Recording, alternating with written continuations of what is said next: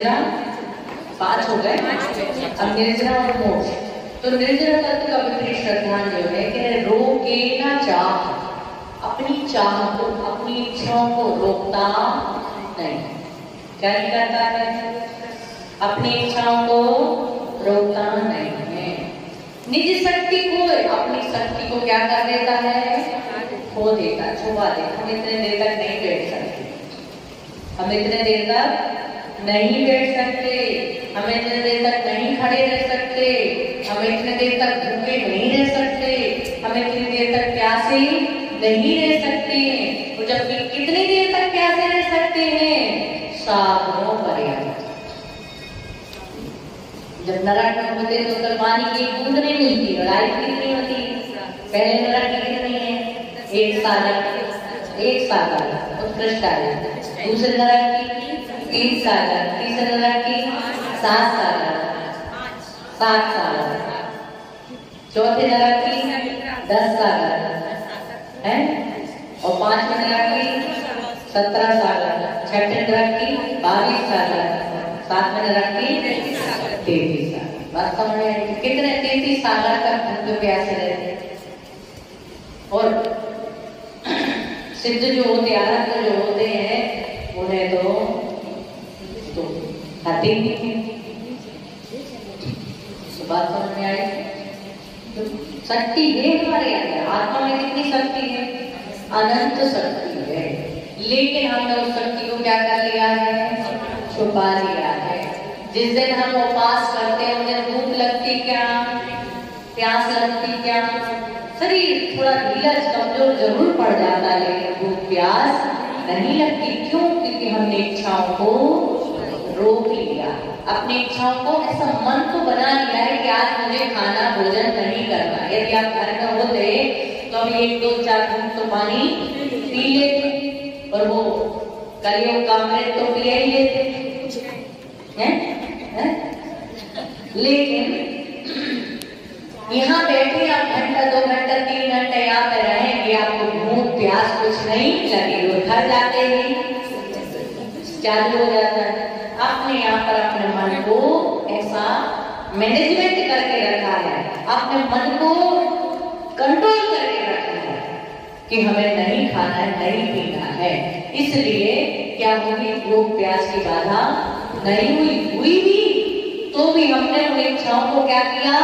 रोका। नहीं पिएंगे, रोका। और घर में होते तो उठाया गिलास और जयराम जी।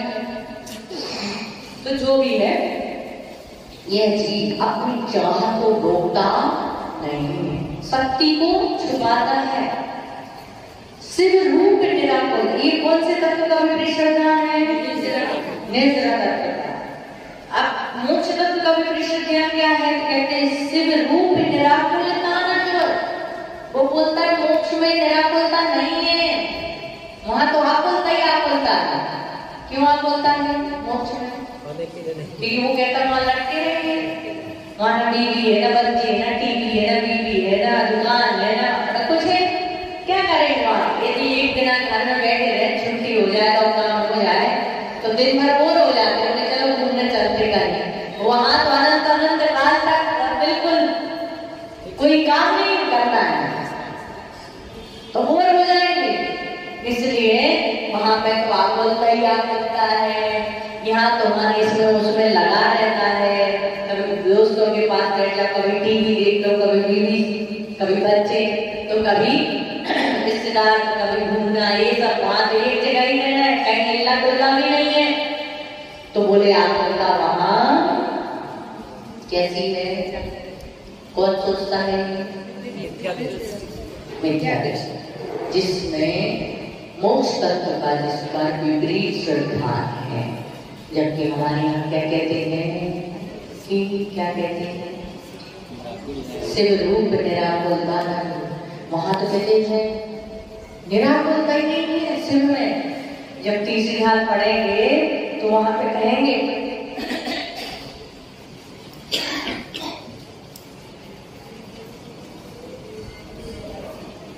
पंडित दौलत राम जी वहां पे क्या कहेंगे यदि आकुलता नहीं है तो कहाँ पे नहीं है? शिव में नहीं है, मोक्ष में नहीं है। इस ढाल जो है ना उसमें आता है एक छंद, आत्म को है सो सुख आकुलता में निकलिए, आकुलता सिर्फ माही लताते सिर्फ मगे लागो चाहिए। क्या कहा? आकुलता कहाँ पर नहीं है? मोक्ष में नहीं है। संसार में तो आकुलता ही आकुलता है।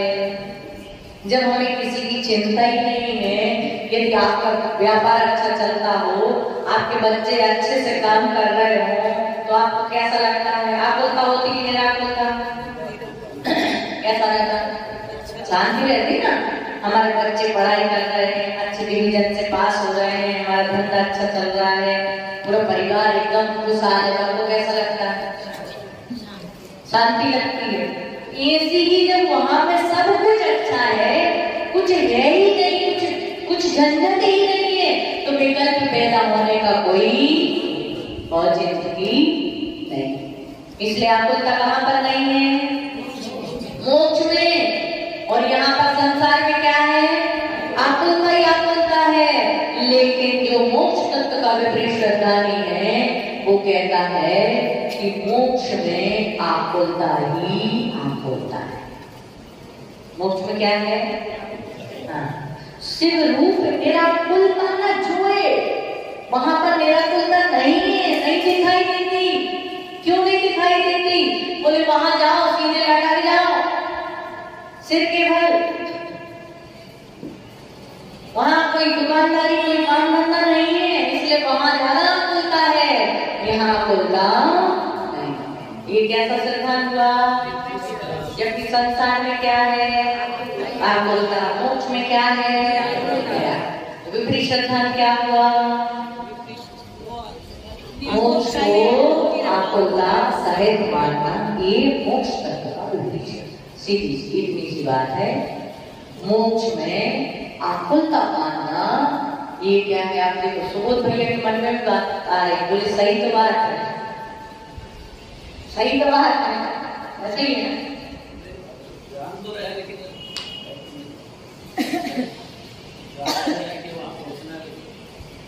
देते हैं वहां जाके क्या करेंगे? यहाँ पे संसार में भी हम लोगों को कभी कभी ऐसा लगने लगता है कि महाराज माता जी के पास ज्यादा परेशानी, ऐसा लगता है कभी कभी हम लोग ज्यादा आराम से। यही तो विपरीत श्रद्धा। आचार्य कुंद स्वामी कहते हैं, आप बुरा मत मानना, आचार्य कुंद स्वामी समय सार ग्रंथ में कहते हैं कि यदि कभी किसी साधु को विकल्प सहित देख करके या उनकी कोई प्रवृत्ति को देख करके यदि हम ये सोचते हैं कि उनसे अच्छे तो हम हैं, उनसे अच्छे तो हम हैं, तो हमसे बड़ा और कोई मिथ्या दृष्टि हो ही नहीं सकता। ऐसा आचार्य कुंद स्वामी ने समय सार ग्रंथ दिया। हमसे बड़ा और कोई मिथ्या दृष्टि हो ही नहीं सकता, क्योंकि आप साधु की सुख कभी कर ही नहीं सकते। ठीक है, कोई प्रसंगवश, कोई कारण से यदि साधु को कोई विकल्प आ जाता है तो थोड़ी देर के लिए आएगा, और उसके बाद में, क्योंकि अभी पुरस्कार कौन सा है? 5वां है, 6वां है, 7वां है, और रात की दशा कब छूटती है?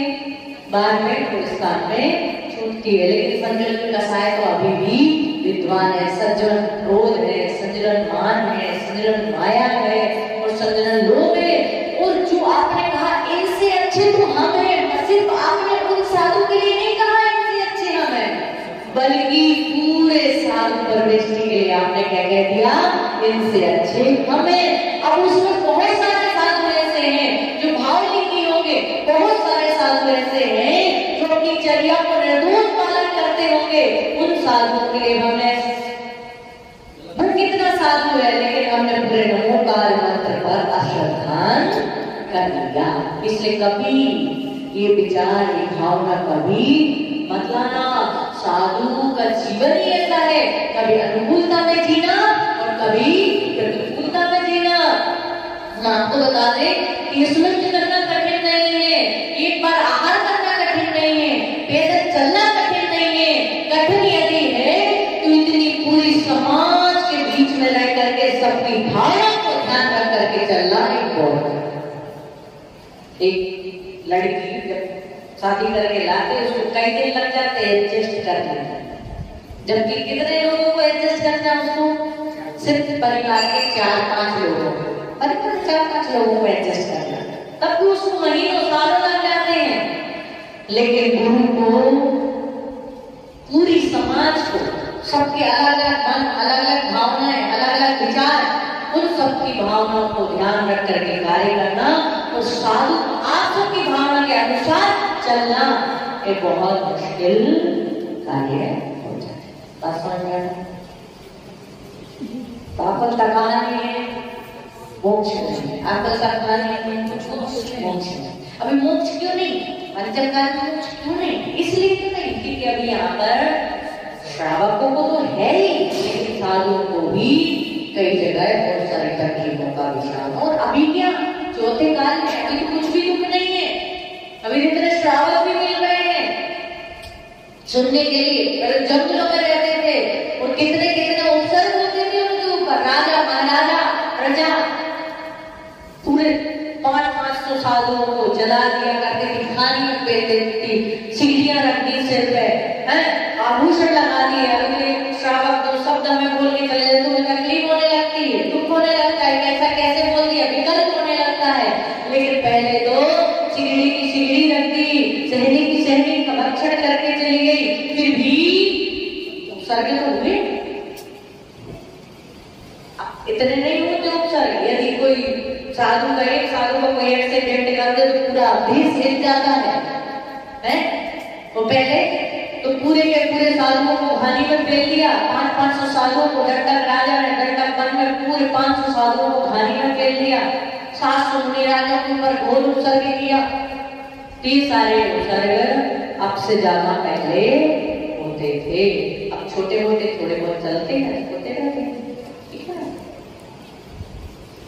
और पहले श्रावक जो होते थे साधुओं के पास भी सहन शक्ति होती थी, दूसरा श्रावक जो होते थे बहुत भद्र परिणामी, बहुत सरल और बहुत सच्चे होते थे। बैलगाड़ी से समय शिखर की यात्रा कराए आचार्य शांति सागर महाराज, मुंबई से लेकर के शिखर जी तक की यात्रा कराए। अब तो गाड़ी से भी हमें तकलीफ होने लगती, सब वर्करों के हाथ से पहले लोग खुद बनाते थे, खुद खिलाते थे, आनंद अनुभव करते थे। उनका जीवराज जी पापड़ीवाल का नाम है, जीवराज जी पापड़ीवाल सारी सब मंदिरों में मूर्ति वो गाड़ी से लेके चले। हाँ, बैलगाड़ी से लेके चले। तो ये सारी चीजें, तो अब हम भी शिथिल हो गए, हमारी शिथिलता से साधुओं के अंदर शिथिलता। यदि श्रावक मजबूत हो तो साधु भी मजबूत रहेगा। जैसा खिलाओगे अन्न वैसा होगा मन, जैसा पिलाओगे पानी वैसी होगी वाणी, ठीक है ना? तो बात समझ में आ गई। या ही प्रतीक जुत कछुत ज्ञान, आप कह रहे हैं अग्रीत मिथ्या ज्ञान का स्वरूप बताते हुए कह रहे हैं या ही प्रतीक जुत कछुत ज्ञान सो दुखदायक अज्ञान ज्ञान। यदि थोड़ा बहुत ज्ञान होता है तो ज्ञान कैसा होता है? अज्ञान रूप होता है। कैसा होता है? अज्ञान रूप। अज्ञान रूप से मतलब ज्ञान तो है लेकिन उल्टा ज्ञान है। ज्ञान तो अग्रीत मिथ्या ज्ञान का मतलब क्या है? थोड़ा सा ज्ञान हुआ लेकिन वो ज्ञान कैसा हुआ? विपरीत ज्ञान हुआ। जो ये आपने समझा ना, तो ज्ञान तो है, जानने का मन करवा है, उसमें सोचा तो कि दुख होता है या सुख होता है, आप बोलता है या नहीं आप बोलता है, लेकिन उसने सोचा कैसा? कैसे सोचा? उल्टा सोचा। कैसा जाना? उल्टा जाना। बात समझ में आई? नहीं आई?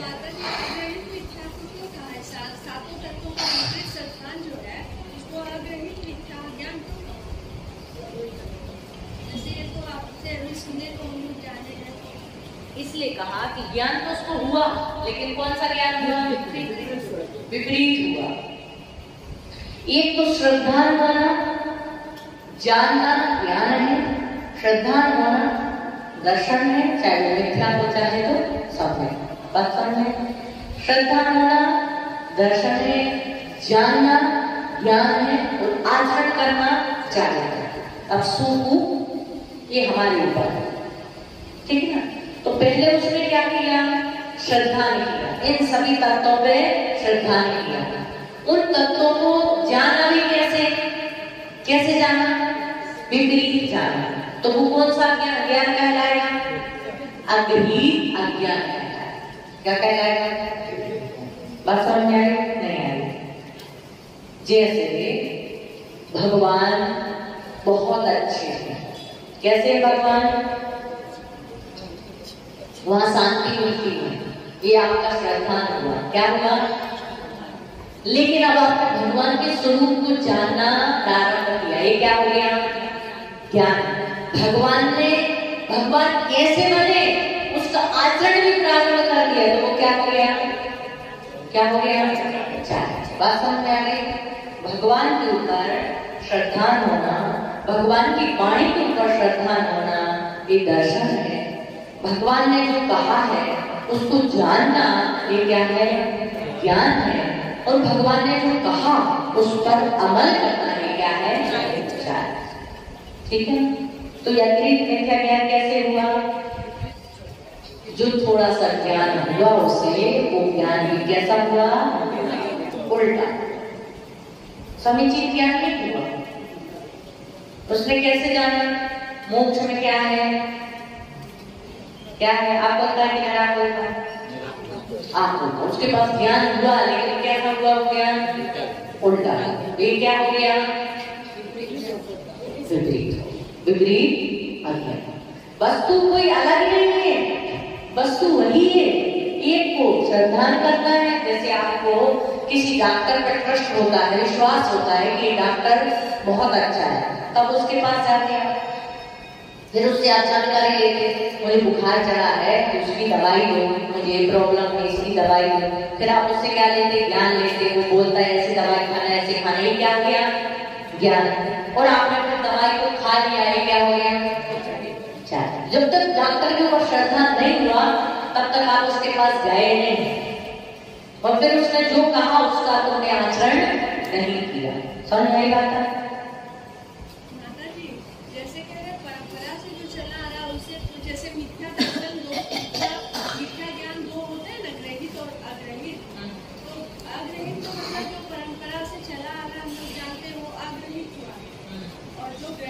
जैसे आपने जो सुना या किसी डॉक्टर से सुना, कुछ मतलब ऐसा सुना, तो वो ग्रहित हो गया ना। तो यहाँ पे अग्रहित मिथ्या ज्ञान कहा जा रहा है, वही मैंने समझा।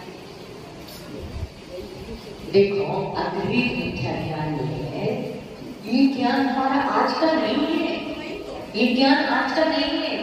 ये अज्ञान अवस्था जो है, सदियों की अज्ञान अवस्था, अज्ञान भरा हुआ है हमारे अंदर। क्या? अज्ञान हमारे अंदर आज से पैदा नहीं हुआ, किसी ने उपदेश दिया कि ऐसा है इसलिए नहीं, बल्कि अज्ञान कैसे पैदा हुआ? अनादिकाल के संस्कारों से हमारा ज्ञान चला आ रहा है। समझा है?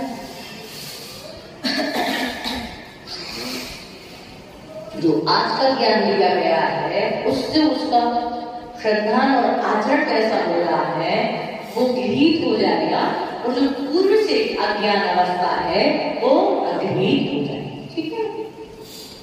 बात समझ में आ गई यहाँ पे कि अपनी चाह को नहीं रोक करके अपनी शक्ति को छिपाता है। ये निद्रा तत्व का विपरीत श्रद्धान है और मोक्ष तत्व का विपरीत श्रद्धान। निराकुलता को आकुलता सहित समझना, ये मोक्ष तत्व का विपरीत श्रद्धान। इस प्रकार से मिथ्या अग्रहित मिथ्या दृष्टि के लिए थोड़ा सा कुछ ज्ञान होता है, वो ज्ञान भी कैसा होता है? दुखदायक। क्यों दुखदायक हुआ? इसलिए हुआ कि वो उसमें उल्टा जानेगा तो उल्टा ही आचरण करेगा, तो संसार में भ्रमण करेगा। बात समझ में आ रही? आज कुछ टफ हो गया क्या? नहीं ना? पहली रात तो टफ सेकंड हाल ही टफ था। नहीं, बिल्कुल टफ नहीं है। समझ में नहीं आता, उलट-पलट हो जाता। नहीं, उलट-पलट मत कर, अपन को सीधा ही चलना है। पॉजिटिव और नेगेटिव हो गया उसका मतलब नहीं, जैसे मैं ऐसे ही सोचते तो नहीं, हमारा भाव वो नहीं है, लेकिन समझ नहीं आ रहा है वो बात है। श्रद्धा श्रद्धा महत्वपूर्ण क्या है? श्रद्धा। यदि हमें श्रद्धा है तो जो भी थोड़ा सा भी किंचित भी ज्ञान होगा वो सम्यक ज्ञान है, किंचित भी चारित्र होगा वो हमारा सम्यक चारित्र हो जाए। ठीक है? तो क्या उपास आदि करना सार्थक है निरार्थक? क्यों है सार्थक? कष्ट होता है उपास करने से, शरीर सूखता है, शरीर बढ़ जाता है, इसलिए वो कष्टदायक नहीं। बात समझ में आ गई? आगे चले आगे।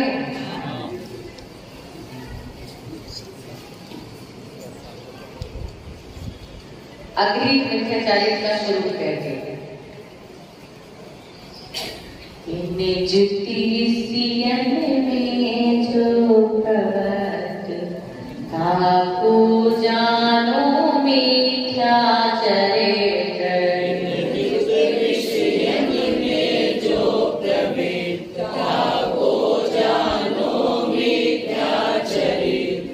यो मिथ्यावादिनी सर्वदे अबुझि गृहीत सुनिए सुध।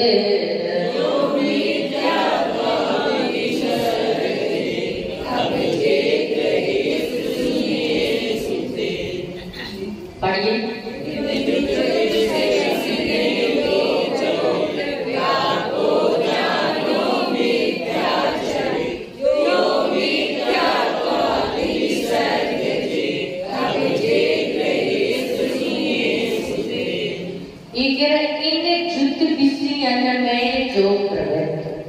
इन युद्ध विषय में जो विषय भोगों में जो प्रवृत्त है, आपको जानो मिथ्याचारित्र। चारित्र तो धारण किए हुए हैं लेकिन चिलम लगाए हुए भांग की मस्त है। हाँ तो भी है। ये क्या है? स्त्री को रखे हुए, क्या रखे हुए? किसी के साथ नहीं देखे, सबके साथ स्त्री। कृष्ण के साथ बोलो ना, कृष्ण के साथ राधा, शंकर के साथ पार्वती और विष्णु के साथ लक्ष्मी। सबके साथ क्या है? ब्रह्मा जी के साथ। हाँ, ब्रह्मा जी के साथ लक्ष्मी, उनके साथ दूसरी सरस्वती जो भी है। राम के साथ सीता। सबके साथ क्या है? स्त्रियां। और हमारे यहाँ क्या कहते हैं? स्त्री और इंद्रिय। स्त्री की गुलामी और इंद्रियों की गुलामी छोड़े बिना चारित्र का पालन किया जा सकता है। क्या कह रहे? जो इन विषयों में जो विषय में प्रवृत्त खा रहे हैं। हमारे यहाँ कहते हैं कि जिस दिन उपवास व्रत किया है उस दिन हरी नहीं खाना। क्या नहीं खाना? लेकिन वो पत्ता दिन कुछ नहीं खाएंगे, लेकिन सूखे पत्ते को चबा चबा करके पेट भर रहे। इतने बड़े बड़े जटाजूट रखा ले असंख्यात जीव उसमें पड़े हुए। ये क्या है? ये क्या है? चारित्र तो है लेकिन क्या है? विषय। आप देखो कुंभ का करता है, कैसे कैसे तरह के, मतलब देख के भयानकता लगती है। और हमारे दिगंबर मुनिराज को देख लीजिए, एकदम ऐसा लगता है कि साक्षात भगवान हमारे साथ निर्विकार। क्योंकि जिसके अंदर विकार होगा उसका रूप वैसा होगा। क्या? अंदर से भले लक्षण हो जाए, बाहर से भले लक्षण हो जाए या कोई भी वेश धारण कर ले, लेकिन जिसके अंदर विषय वासनाएं हैं, कामनाएं हैं, अपेक्षाएं हैं, आकांक्षाएं हैं, उसका रूप भयानक लगता है। और जिसके अंदर से विषय वासनाएं, कामनाएं, आकांक्षाएं समाप्त हो गए, उसका रूप ऐसा लगता है कि साक्षात भगवान उतर करके हमारे साथ। इन युद्ध विषय में जो प्रवृत्त जो विषय होकर प्रवृत्ति जिसकी है उसी को तो मिथ्या चारित्र जाकर मिथ्या चारित्र शब्द हो। बात समझ आ गई? जिनकी विषय भोगों में प्रवृत्ति है उनको तुम क्या जानो? मिथ्या चारित्र जानो। प्रवचन चल रहा है, उपदेश चल रहा है, बिस्लरी की बाटर उपदेश देते देते दो चार बार तो बेचारी पब्लिक इतना कंट्रोल करती। घंटा भर गुरु जी के प्रवचन सुन रहे हैं, बापू जी के प्रवचन सुन रहे हैं तो हम पानी नहीं पिए, वो बाटा नहीं पिए, लेकिन गुरु जी हर 5 मिनट में फिर रखेंगे हैं। और सितंबर साल उन्होंने अपना गोला ढक्कन निकाला, देख ये क्या है? मतलब हमने अपनी रचना को ही कंट्रोल नहीं किया।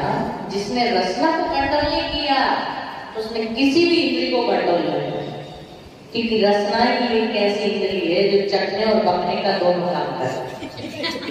क्या रचना इंद्री एक ऐसी इंद्री है जो चखने का, कान सुनने का काम करती है, घ्राण इंद्री सूंघने का काम करती है, स्पर्श इंद्री छूने का काम करती है, ठंडे गरम का ज्ञान कराती है, और घ्राण इंद्री देखने का काम कराती है। लेकिन 2 काम करती है, ये 2 काम करती है, चखना भी और बात। ठीक है, तो चिलम हो, गांजा हो, और भी बहुत सारी चीजें, शराब हो, और भी चीजें हैं जिनका एक तो आया था इंटरव्यू आया कि बाबा का इंटरव्यू आया था, बोले कि हम लोग तो बोले तुम जंगल में रहते क्या खाते हो? तो मतलब समझ गया, वो सब चीजें भी वो लोग खाते हैं। तो तामसिकता, जब तामसिक चीजें खाओगे तो तामसिकता रहेगी, और तामसिक चीजों से क्या होगी? वासनाएं बढ़ेगी, तो हमारी इंद्रियां जो है हमारे बस में